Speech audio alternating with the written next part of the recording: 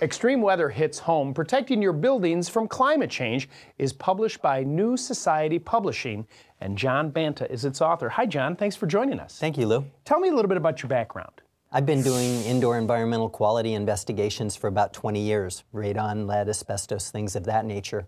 But about 10 years ago, I joined a company called Restoration Consultants that specializes in buildings that have been damaged one way or the other, so floods, various other types of fires and things of that nature. So the climate change we hear so much about is actually affecting the structures. Well, there are a lot of different types of effects. From the standpoint of drought, we find that some areas have expansive clay soils, and the shrinking of the soil because of the drought can actually cause the foundation to subside so that you end up with all kinds of unusual cracking and other problems like that.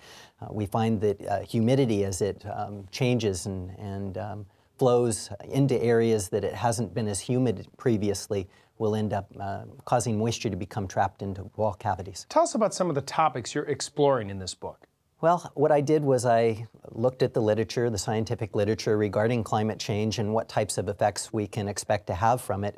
And then I asked myself the question, what can we expect to have to happen to homes and other types of buildings? And as I was looking through that information, I started thinking about some of the more subtle effects that might also occur from climate change as well. So I think everybody's familiar with, watching the images of New Orleans after Katrina and some of the damage that's occurred from tornadoes and the fires and things of that nature.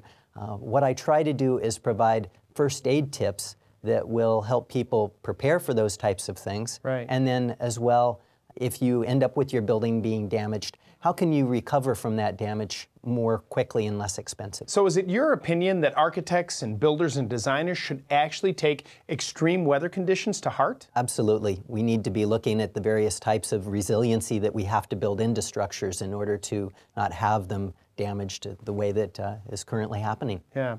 It's an interesting kind of take on this whole idea of building and even renovating, I suppose, because I think that so much has changed with the environment, of course. You're obviously talking about the fact that it really has a direct effect, and I think people can really learn a lot by taking a look at your book and hopefully getting some insight from your expertise. Thank you very much.